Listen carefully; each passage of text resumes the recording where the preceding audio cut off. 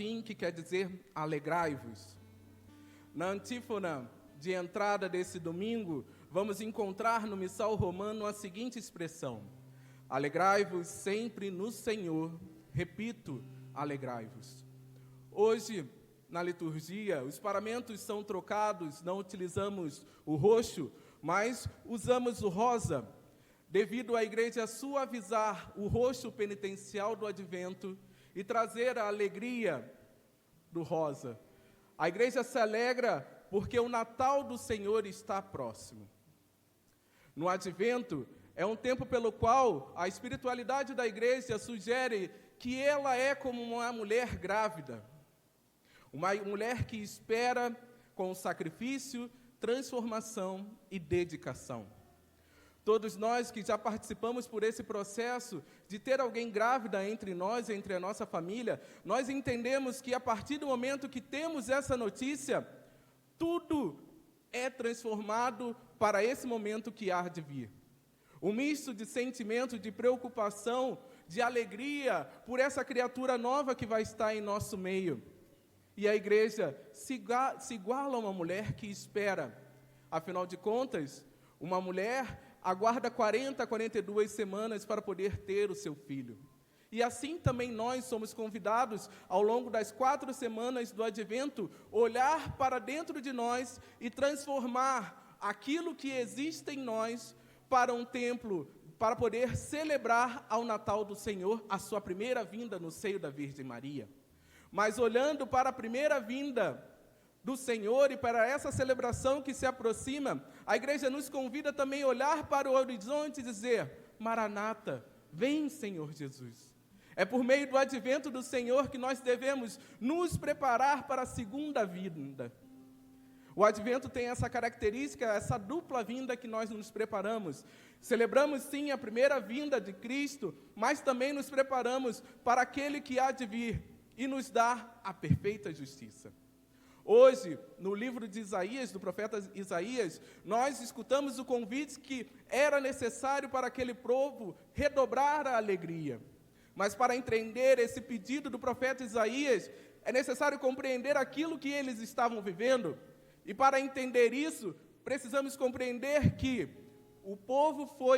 a cidade de Jerusalém foi invadida pelo Império Babilônico, e sua cidade foi destruída, e também o seu templo. O povo foi exilado na Babilônia, e se passavam-se muitos anos. E parecia que Deus não falava mais com aquele povo. Parecia que o povo suplicava e as suas súplicas não eram atendidas. Então o povo se entristecia e desanimava. Mas hoje, por meio da boca do profeta Isaías, o povo escuta: alegra-te, o Senhor vai intervir na nossa história. E aqui sublinhando, Deus interveio na ação daquele povo, Deus ouviu as suas súplicas e Deus agiu. Afinal de contas, podemos acompanhar os sinais que o Senhor nos coloca como sendo características dele. Era necessário, então, abrir os olhos aos cegos e se descerrecerão os ouvidos dos surdos. O coxo saltará como cervo e se desatará a língua dos mudos. Esses são os sinais que Deus fala ao seu povo, que seriam os sinais que acompanhariam. Esses são os sinais messiânicos, que Deus mostra a ação de Deus na vida do seu povo. Na segunda leitura, retirada da carta de São Tiago, o autor nos convida a aguardar a segunda vinda de Cristo como o juiz. Era necessário aguardar e pedir a intervenção também de Deus. Após essa exortação, o apóstolo vem nos mostrar um exemplo do agricultor. O agricultor é capaz de plantar, conhecer o solo, saber o tempo que ele deve semear, mas sozinho ele não consegue plantar, não consegue gerar frutos. Ele também precisa pedir a intervenção de Deus para que Deus possa enviar a chuva. E essa é a parte de Deus. Ele pode conhecer o solo, pode conhecer o tempo favorável para o plantio, mas somente Deus é capaz de intervir e gerar chuva para que esse solo possa ser fecundado. No evangelho de hoje, continuamos a ouvir sobre São João Batista. Afinal de contas, foi ele quem batizou Jesus à margem do Rio Jordão. Após esse batismo, Jesus vai se instalar na Galileia, na cidade de Cafarnaum. Mas João Batista continua a sua missão.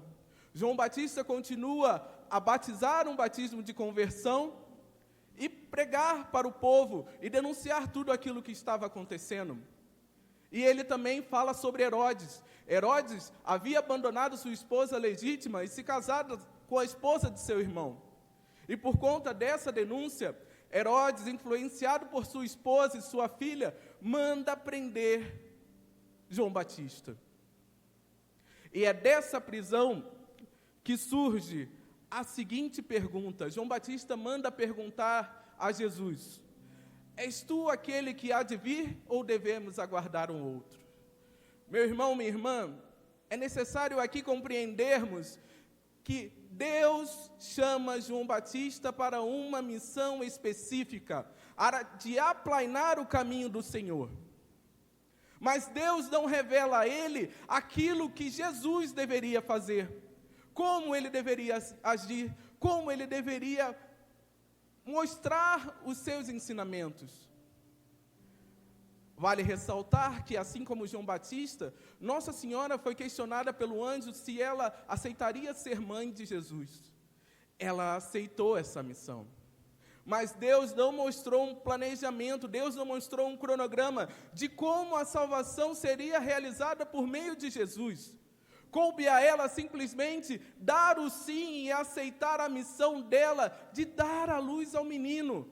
Mas o plano de gerar a salvação, esse era de Cristo. E ela foi conhecendo paulatinamente, passo por passo. E é isso que Deus quer falar para nós, né, hoje. Às vezes nós somos convidados para uma missão, mas Deus não nos revela tudo aquilo que essa missão vai ser gerada. Deus nos mostra aquilo que nós precisamos fazer, mas como isso vai acontecer, só vai acontecer por meio do Espírito Santo, passo por passo. E muitas das vezes, quando isso não acontece conforme o nosso planejamento, conforme tudo aquilo que nós pensamos, nós nos frustramos. E hoje o Senhor quer revelar isso para nós. Conhecemos a missão, mas como isso vai acontecer é com Deus. E a função de se manter nessa missão nós chamamos de fé. Muitas das vezes, ao escutar esse trecho do Evangelho, nós ficamos presos naquilo que João Batista perguntou, quando na verdade nós devemos estar presos na resposta de Jesus. Essa resposta não foi tirada do nada, mas Jesus se utilizou dos traços messiânicos dados pelo profeta Isaías para dizer: eu sou o Messias. Ele disse: dar vida aos mortos, conforme Isaías 26 e 19, abrir os olhos dos cegos, desimpedir os ouvidos dos surdos, fazer andar os coxos, fazer os mudos falar, conforme Isaías 35, 6, que ouvimos na primeira leitura de hoje. E ainda, anunciar a boa nova aos pobres, conforme Isaías 61, 1. João Batista é o elo entre o Antigo Testamento e o Novo Testamento. Certamente, João Batista, ao receber essa mensagem de Jesus, da forma com que ele deu, os traços messiânicos que ele estava atualizando e gerando perante ao seu povo, João Batista compreendeu que a sua missão estava concluída. E os próximos passos não dependiam mais dele. Hoje, eu quero voltar a falar sobre a antífona que ouvimos hoje: alegrai-vos sempre no Senhor. Repito, alegrai-vos, o Senhor está próximo. Esse é um tempo em que o Senhor quer nos fazer experimentar a alegria. Mas muitas das vezes, para entender o que é alegria, nós precisamos compreender o que é a alegria cristã. Nós estamos acostumados a nos alegrar por eventos que acontecem fora, e aqui eu não estou dizendo nada contra isso. Por meio de uma promoção no seu trabalho, por meio de coisas que acontecem, o nascimento de uma criança, um evento que você está esperando, por coisas externas que acontecem e muito nos alegram. Mas a alegria cristã não provém desses eventos. A alegria cristã provém de algo interno. O Senhor quer nos falar ao coração, o Senhor quer nos dizer e nos colocar não mais como escravos, mas de fato como amigos. É necessário compreendermos aquilo que ele disse no Evangelho, que nós teremos, no mundo nós teremos muitas aflições, mas tende coragem, eu venci o mundo. Meu irmão, minha irmã, felicidade completa nós só teremos no dia que contemplaremos a Deus face a face. A felicidade constante nós só teremos no dia que nós tivermos a graça de contemplar a Deus no céu.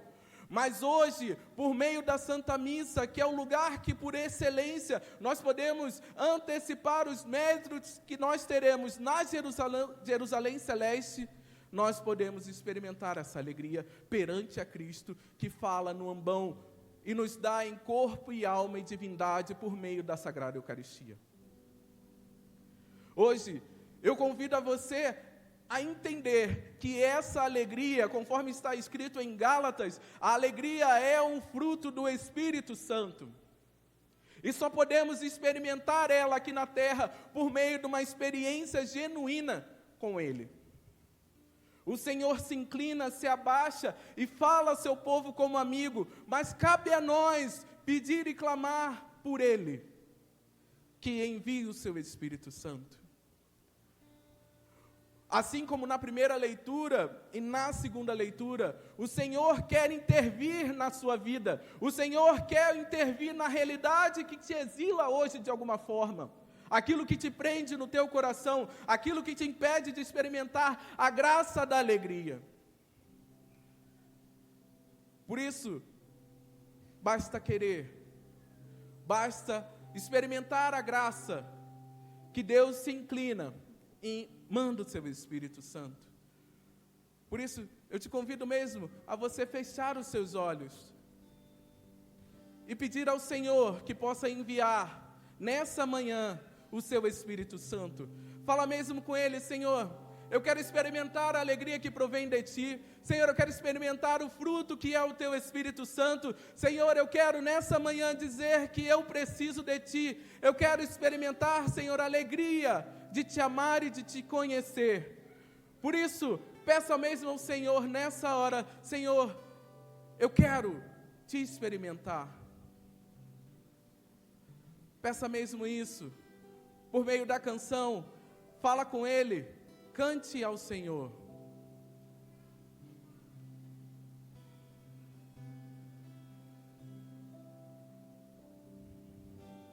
Quando estou em alto mar, declare isso. as ondas vêm me agitar, minha fé começa a fraquejar, o medo se instala no lugar. Esqueço da tua promessa, de que sempre estás comigo. Vai dando volume na tua voz. Posso ouvir a tua voz me dizendo: por que tendes medo? Por que tendes medo? Por que tendes medo? Por que tendes medo? Por que tendes medo? Por que tendes medo? Peça mesmo ao Senhor nessa hora. Acalma, Senhor. Acalma o meu coração. Devolve a paz que vem de Ti, Senhor. Aumenta minha fé em Ti, não me deixa fraquejar jamais. Ao som da Sua voz, tudo vai calar, só preciso esperar. que a tempestade vai acalmar. Vai ficando de pé, vai pedindo isso ao Senhor nessa hora. Peça mesmo, acalma minha tempestade. Acalma minha tempestade, acalma o meu coração. Devolve a paz que vem de ti, Senhor. Aumenta minha fé em ti, não me deixa fraquejar jamais. Ao som da sua voz, tudo vai calar. Só preciso esperar. A tempestade vai acalmar. Existe um relato no Evangelho de São João, que é conhecido como Pentecostes joanino. E o evangelista vai dizer o seguinte: na tarde do primeiro dia, estando fechadas as portas do lugar onde estavam os discípulos, por medo dos judeus, Jesus veio e colocou-se no meio deles e disse: a paz esteja convosco.